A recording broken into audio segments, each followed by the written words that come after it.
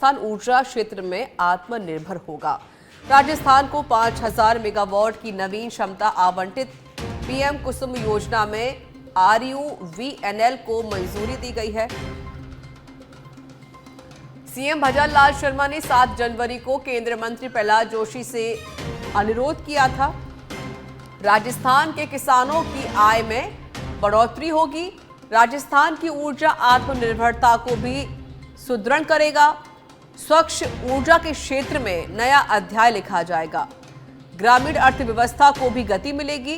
CM भजन लाल शर्मा ने जताया प्रधानमंत्री नरेंद्र मोदी और केंद्रीय मंत्री प्रहलाद जोशी का आभार।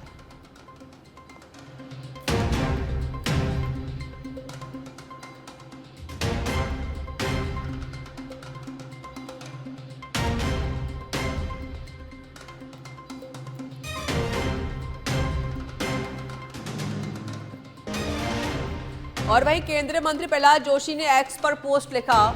केंद्रीय मंत्री ने लिखा कि राजस्थान के मुख्यमंत्री श्री भजन लाल शर्मा जी और उनकी टीम ने 7 जनवरी 2025 को दिल्ली में मुझसे पीएम कुसुम यानी घटक 1 फीडर लेवल सोलराइजेशन योजना के तहत अतिरिक्त 5000 मेगावाट के आवंटन के अनुरोध के साथ मुलाकात की।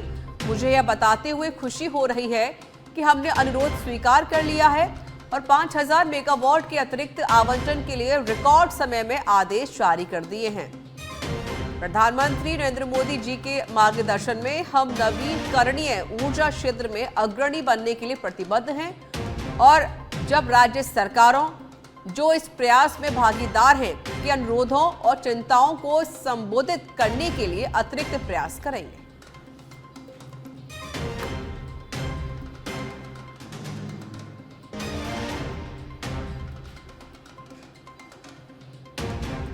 और इस बीच देखिए मुख्यमंत्री भजन लाल शर्मा ने भी एक्स पर पोस्ट लिखा।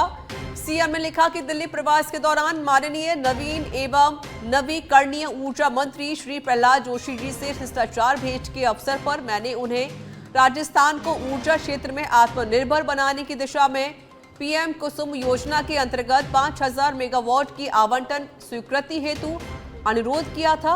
माननीय प्रधानमंत्री श्री नरेंद्र मोदी जी के कुशल नेतृत्व में नवीन एवं नवीकरणीय ऊर्जा मंत्रालय द्वारा पीएम कुसुम योजना के अंतर्गत राजस्थान में राजस्थान ऊर्जा विकास निगम लिमिटेड को 5000 मेगावाट की नवीन क्षमता आवंटित करने का ऐतिहासिक निर्णय लिया गया है। मुझे पूर्ण विश्वास है कि यह अभिनंदनीय निर्णय न केवल राजस्थान के किसानों की आय में उल्लेखनीय वृद्धि करेगा बल्कि राज्य की ऊर्जा आत्मनिर्भरता को भी सुदृढ़ करेगा। इससे स्वच्छ ऊर्जा के क्षेत्र में नया अध्याय लिखा जाएगा तथा ग्रामीण अर्थव्यवस्था को भी गति प्रदान करेगी। इस युगांतरकारी निर्णय हेतु माननीय प्रधानमंत्री जी, माननीय केंद्रीय मंत्री जी श्री प्रहलाद जोशी जी सहित भारत सरकार का हृदय से आभार एवं धन्यवाद।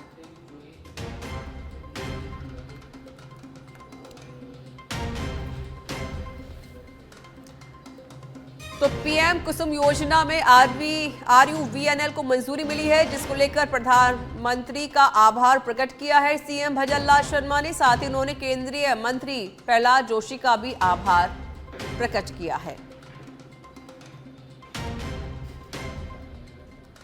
तो राजस्थान को 5000 मेगावाट की नवीन क्षमता आवंटित की गई है। और जयपुर शिक्षा विभाग से खबर है, जहां निष्पादक समिति की 9वीं बैठक हुई। शिक्षा शासन सचिव कृष्ण कुणाल की अध्यक्षता में बैठक हुई। बता दें कि शिक्षा विभाग के साथ अन्य विभाग के अधिकारी भी बैठक में मौजूद रहे। इससे पहले मई 2024 में हुई थी निष्पादक समिति की 8वीं बैठक।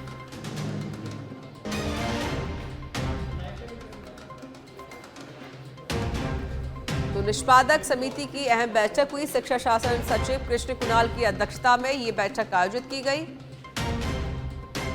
निष्पादक समिति की 9वीं बैठक आज आयोजित हुई। इससे पहले मई 2024 में हुई थी निष्पादक समिति की 8वीं बैठक।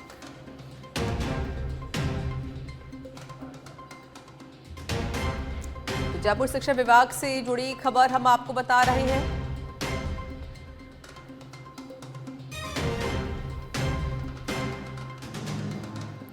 जयपुर से खबर है, राजस्थान विश्वविद्यालय में छात्रों का शांतिपूर्ण प्रदर्शन। विश्वविद्यालय में कर्मचारी संघ चुनाव के विरोध में प्रदर्शन किया गया। छात्रों ने विश्वविद्यालय के मुख्य द्वार पर विरोध प्रदर्शन किया। छात्रों ने कहा, छात्र संघ के चुनाव नहीं हो रहे तो विश्वविद्यालय में किसी तरह का चुनाव नहीं होना चाहिए। रहे हैं आरयू में छात्रों का विरोध प्रदर्शन देखा गया। कर्मचारी संघ चुनाव के विरोध में ये प्रदर्शन हुआ। छात्रों ने कहा कि अगर छात्र संघ के चुनाव नहीं हो रहे हैं तो कोई भी चुनाव नहीं होना चाहिए। तो छात्र संघ चुनाव कराए जाने की मांग की गई है इन छात्रों की तरफ से। अब इसी को लेकर ये प्रदर्शन किया गया है।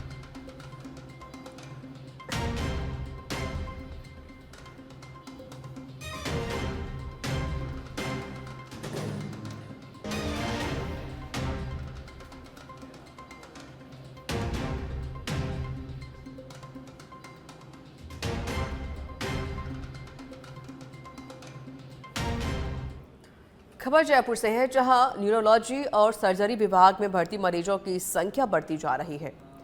वहीं जिसे देखते हुए अस्पताल में 50 बेड के न्यूरोलॉजी आईसीयू और 50 बेड के सर्जरी आईसीयू का निर्माण करवाया गया था, जिनको अब शुरू कर दिया गया है। वहीं एसएमएस अस्पताल में गंभीर मरीजों को आईसीयू के लिए घंटों तक जूझना पड़ता था, लेकिन अब नए आईसीयू शुरू होने से लोगों को काफ़ी हद तक निजात मिल पाएगी।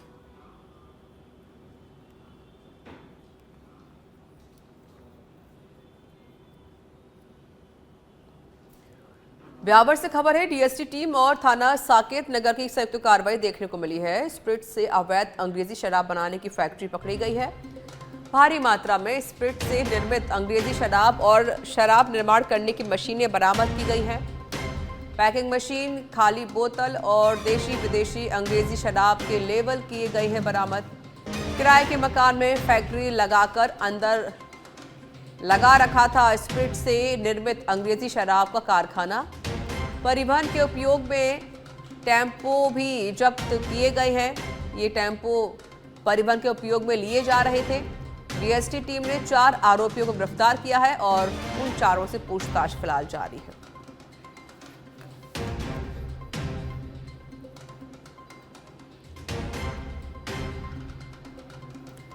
जैसलमेर के पोखरण से एक बड़ी खबर है, जहां सालम सागर आगोर की जमीन पर हो रखी अतिक्रमण पर कार्रवाई हुई है। अवैध अतिक्रमण पर प्रशासन का पीला पंजा चला है। तहसीलदार विश्व प्रकाश चारण के आदेशों के बाद कार्रवाई हुई। उपलब्ध संसाधनों के साथ करीब 4 से 5 बीघा भूमि से अतिक्रमण हटाया गया है। भारी संख्या में पुलिस जाब्ते की उपस्थिति में अतिक्रमण हटाया गया। तहसीलदार ने कहा, आगे भी सरकारी जमीन पर हो रखे अतिक्रमण पर कार्रवाई होगी।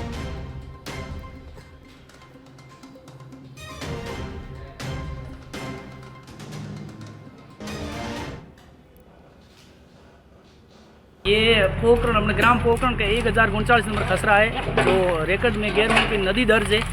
तो अपने सालम सागर का आगोर है और इसमें जो नदी का जो ऊपरी किनारा है, इसमें लगभग 4 से 5 बीघा ज़मीन में अतिक्रमण करके लोगों ने बाड़े बना के पत्थर डाल के अतिक्रमण किए थे, जिसके काफ़ी समय से इनका प्रकरण चल रहा है। तो श्रीमानदार साहब के आदेश अनुसार आज यहाँ नगर पालिका द्वारा उपलब्ध कराए संसाधनों के साथ पहुँचकर श्रीमान तहसीलदार साहब, अराई साहब, लाल सिंह एओ के साहब और पटवारी हल्का गोमट के साथ पहुँच करके आज अतिक्रमण मुक्त करवाया गया। अभी ये कार्रवाई चल रही जो आपके सामने है। ये राजस्थान में 31 जनवरी से शुरू हो रही 16वीं विधानसभा के तीसरे सत्र की सरकार तैयारी कर रही है। वहीं विपक्ष भी सरकार के खिलाफ आक्रामक है। नेता प्रतिपक्ष और प्रदेश कांग्रेस अध्यक्ष ने सरकार को घेरने की पूरी प्लानिंग तैयार कर ली है। रिपोर्ट देखिए। राजस्थान विधानसभा सत्र 31 जनवरी से शुरू होगा। इस सत्र में सत्ता पक्ष और विपक्ष के बीच जोरदार मुकाबला देखने को मिल सकता है, क्योंकि विपक्ष ने जिलों को रद्द करने, बिजली संकट, किसानों के मुद्दे और हालिया फैसलों पर सरकार को घेरने की रणनीति बना ली है। नेता प्रतिपक्ष टीकाराम जूली ने तो पहले ही सदन में कई मुद्दों पर सरकार की रेल बना देने की चेतावनी दे दी है। आने वाले सत्र के अंदर पिछले 1 साल में इस सरकार ने जो जन विरोधी निर्णय लिए हैं, चाहे वो जिलों को ख़त्म करने की बात हो, संभाग को ख़त्म करने की बात हो, चाहे पेपर लीक के मामले हों। बहुत बड़ी बड़ी बातें करने वाली भाजपा की सरकार जिन मुद्दों को लेकर सत्ता के अंदर आई थी, आन मुद्दों को भूलकर जन विरोधी निर्णय ले रहे हैं। इन सब बातों को लेकर आने वाले सत्र के अंदर इस सरकार को घेरने का काम हम करेंगे। फिलहाल विधानसभा सत्र पर पक्ष विपक्ष के साथ आम जनता की नजरें भी टिकी हैं, क्योंकि इसी विधानसभा सत्र में सरकार का बजट भी पेश होना है। बताया जा रहा है कि 31 जनवरी को सिर्फ राज्यपाल का अभिभाषण होगा और उसके बाद 1 फरवरी को अभिभाषण पर चर्चा होगी। फिर 6 फरवरी को बजट पेश होगा। ऐसे में माना जा रहा है कि बजट हंगामेदार होगा। इसमें कई मुद्दों पर सरकार और विपक्ष आमने सामने हो सकता है। इससे निपटने के लिए सत्ता पक्ष भी पूरी तैयारी कर रहा है। सच बेधड़क के लिए जयपुर से सुनील यादव की रिपोर्ट। और जोधपुर कमिश्नरेट पुलिस ने एक नवाचार पहल की है, जिसमें उन्होंने एक विशेष अनुसंधान कुर्सी बनाई है, जिसमें एक स्पेशल बॉक्स भी शामिल है। यह कुर्सी पुलिस को मौके पर ही कार्रवाई की रिपोर्ट तैयार करने में मदद करेगी, जिससे समय और संसाधनों की बचत भी होगी। रिपोर्ट देखिए।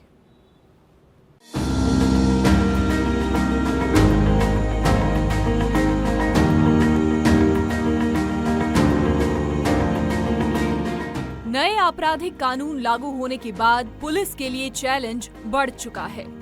तमाम तरह की औपचारिकताओं के चलते अब पुलिस भी हाईटेक हो चली है। ड्रग ट्रैफिकिंग हो या फिर किसी आरोपी को पकड़ने की कार्रवाई, पुलिस अब मौके पर एक स्पेशल कुर्सी लेकर चलती है। जी हां, इस कुर्सी का नाम है अनुसंधान कुर्सी, जिस पर बैठकर कार्रवाई के दौरान की औपचारिकताएं पुलिस के संबंधित कार्मिक की ओर से पूरी की जाती हैं। जोधपुर पुलिस नित नए आयाम स्थापित कर रही है। एक ऐसा ही नया आयाम जोधपुर पुलिस के बासनी थाना अधिकारी मोहम्मद सफी खान के द्वारा किया गया। आपको बता दें, देश भर में भारतीय न्याय संहिता 2023 लागू होने के बाद से ही पुलिस अनुसंधान की प्रत्येक कार्रवाई वीडियो रिकॉर्डिंग के साथ वारदात स्थल पर करनी होती है और एनडीपीएस एक्ट अधिनियम जैसे मामलों में कई घंटे भी लगते हैं। दूर दराज क्षेत्र में होने वाली ऐसी स्थिति में पुलिस को खड़ा रहना पड़ता है और अब एक नया तरीका जोधपुर पुलिस के बासनी थाना अधिकारी ने निकाला, जिससे अब खड़ा रहना नहीं पड़ेगा। जी हां, हम ऐसा इसलिए कह रहे हैं क्योंकि बासनी थाना अधिकारी मोहम्मद सफी खान ने विशेष तौर पर अनुसंधान बॉक्स चेयर यानी कुर्सी बनाई है। इसमें अनुसंधान में काम आने वाले प्रत्येक सामग्री रखने का बॉक्स बनाया है और उसे थाने की जीप के स्टेफनी की जगह लगवा दिया। बासनी थाना अधिकारी मोहम्मद सफी खान का कहना है कि नए कानून में घटना स्थल पर ही पूरी कार्रवाई करनी होती है, जिससे घंटों लग जाते हैं। ऐसे में बैठने की सुविधा नहीं होने के कारण इस तरह का नया जुगाड़ तैयार किया गया है। आपको बता दें कि कुर्सी के अंदर ही एक बॉक्स बनाया गया है। बॉक्स में अनुसंधान के काम आने वाली सभी सामग्री रखी गई, जिससे कार्रवाई के दौरान किसी भी चीज की जरूरत हो तो इस बॉक्स से निकाला जा सके। जब से नया बीएनएसएस कानून लागू हुआ है, तब से प्रत्येक कार्रवाई जो हम करते हैं मौके पे, उसकी वीडियो रिकॉर्डिंग मौके पे ही करनी आवश्यक है। तो कई बार ऐसा होता है कि मौका ऐसा होता है जैसे खंडर है, कोई जंगल है, जिसमें कहीं खड़ा होने की जगह नहीं होती है, तो वहाँ बैठ के काम करना बड़ा मुश्किल होता है और जो भी कार्रवाई उसमें 1 घंटा से लेकर 3-4 घंटे तक लगने की संभावना होती है। अब जब वहाँ बैठने की जगह नहीं है तो स्टाफ या मैं या आईओ जो भी जाता है वो बड़ा परेशान होता है।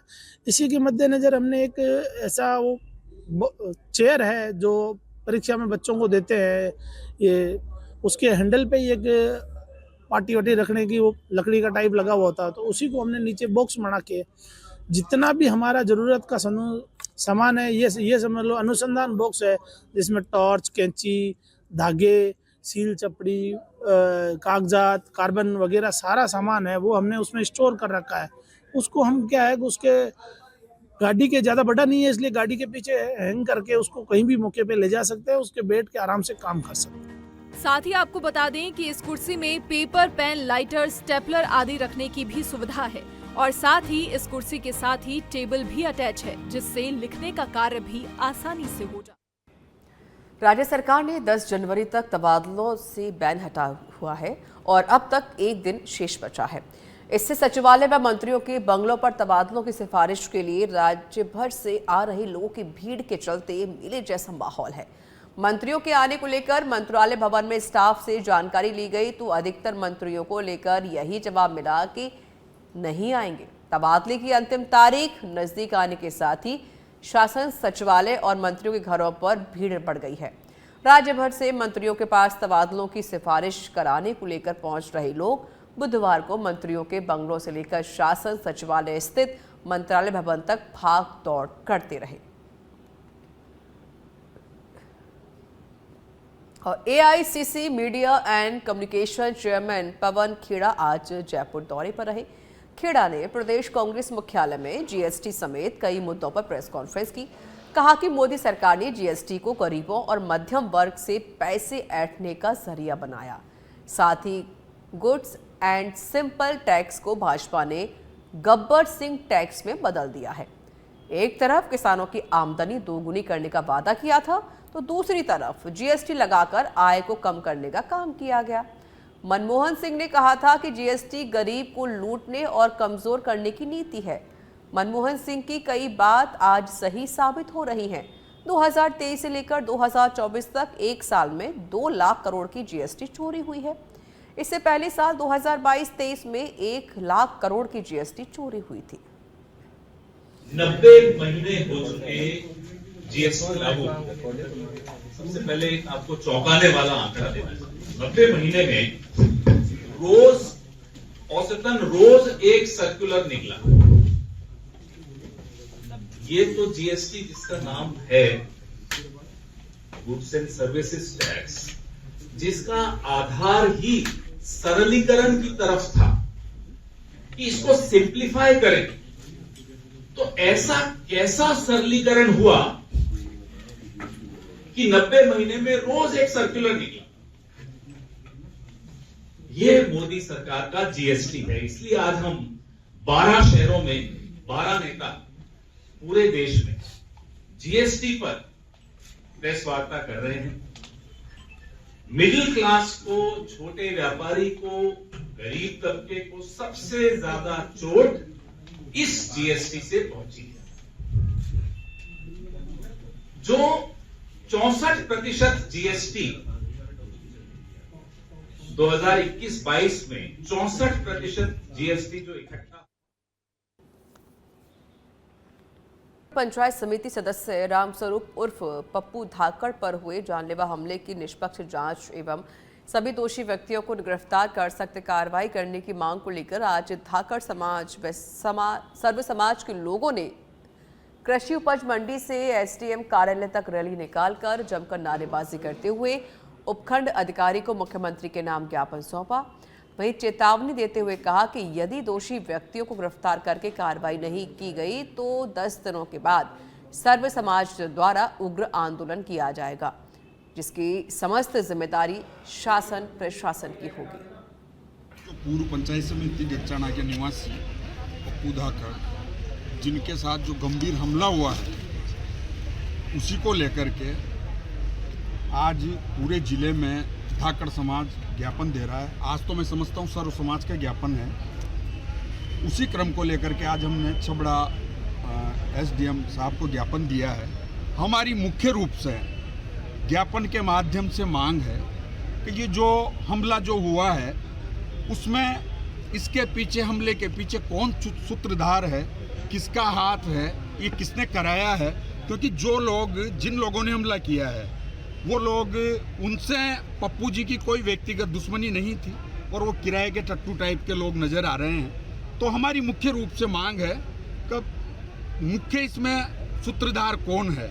अगर प्रशासन इस पे 10 दिन के अंदर कार्रवाई नहीं करता है तो हम लोग जिले और पूरे राजस्थान में और मध्य प्रदेश में धाकड़ समाज उग्र आंदोलन करें। हनुमानगढ़ जिला न्यायालय में नवनियुक्त लोक अभियोजकों ने आज पदभार ग्रहण किया, जिससे पूर्व एडीएम उम्मेदी लाल मीणा ने 5 नवनियुक्त लोक अभियोजकों संपत गुप्ता, सुरेंद्र शर्मा, पवन श्रीवास्तव, मनोज शर्मा और प्रताप सिंह शेखावत को नियुक्ति पत्र सौंपकर, जिसके बाद 5 ने पदभार ग्रहण किया। इस दौरान बार सदस्यों ने पांचों का स्वागत किया। वहीं नवनियुक्त लोक अभियोजकों ने राज्य सरकार का आभार जताते हुए पूर्ण निष्ठा से जिम्मेदारी निभाने की बात कही।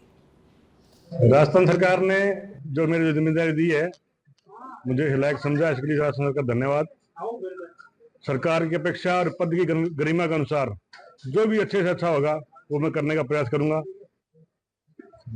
सभी व्यक्तियों धन्यवाद जिन्होंने अभी जो ज्वाइन किया उसमें संख्या बल दिखाया, मेरे साथ चले। इतनी भीड़ मैं नहीं समझता आज से पहले किसी पीपी ने ज्वाइन किया होगा तो भीड़। सिरोही के स्वरूपगंज से खबर है। सड़क सुरक्षा अभियान को लेकर स्वरूपगंज पुलिस मुस्तैद है। 4 लेन हाईवे से गुजरने वाले वाहनों की चेकिंग की जा रही है। थाने के सामने जाब्ता लगाकर वाहनों की चेकिंग की जा रही है। बिना हेलमेट और बिना सीट बेल्ट के वाहन चालकों के खिलाफ कार्रवाई हो रही है। चालानी कार्रवाई की जा रही है। साथ ही यातायात नियमों की पालना करवाने हेतु पाबंद किया जा रहा है। थानाधिकारी कमल सिंह के नेतृत्व में हेड कांस्टेबल लक्ष्मण मीणा कार्रवाई कर रहे हैं।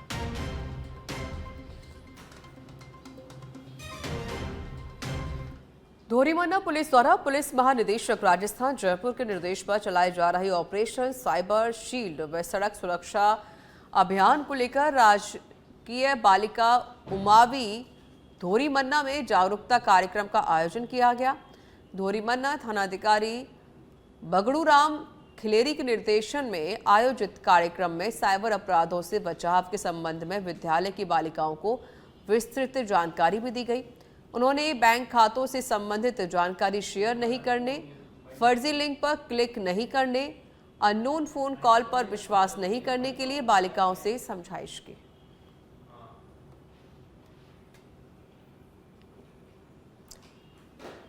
तो बाड़मेर की धोरीमन्ना से जानकारी, जहां धोरीमन्ना में जागरूकता कार्यक्रम का आयोजन किया गया और सभी बच्चियों को जागरूक किया गया।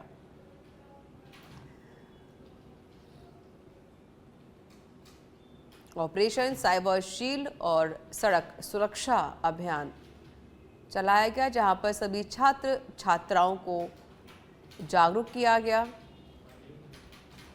कि अगर कोई साइबर ठगी करता है तो उसे कैसे बचा जाए। साथ ही अगर कोई महिलाओं से छेड़खानी करता है तो तुरंत पुलिस को जानकारी दी जाए।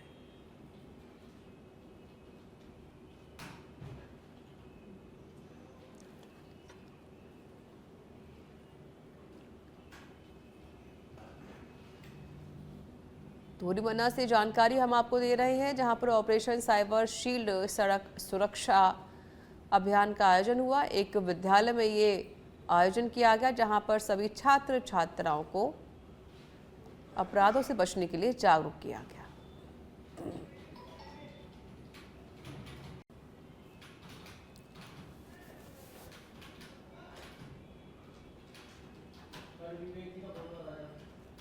तो बाड़मेर के धोरीमन्ना से ये जानकारी, जहां धोरीमन्ना में जागरूकता कार्यक्रम का आयोजन हुआ, साइबर शील्ड और सड़क सुरक्षा अभियान चलाया गया। बाड़मेर से बड़ी खबर है। निर्दलीय विधायक रविंद्र सिंह भाटी के प्रस्तावित कार्यक्रम की स्वीकृति निरस्त कर दी गई है।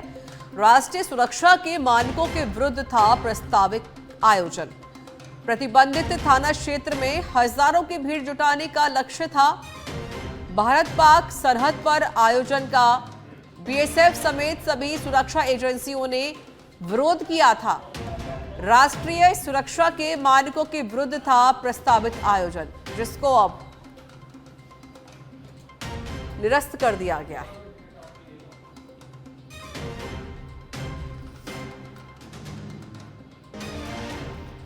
तो राष्ट्रीय सुरक्षा के मानकों के विरुद्ध ये प्रस्तावित आयोजन था। बाड़मेर से बड़ी खबर और ये बड़ी जानकारी हम आपको दे रहे हैं। निर्दलीय विधायक रविंद्र सिंह भाटी के प्रस्तावित कार्यक्रम को निरस्त किया गया है। कार्यक्रम की स्वीकृति को निरस्त कर दिया गया।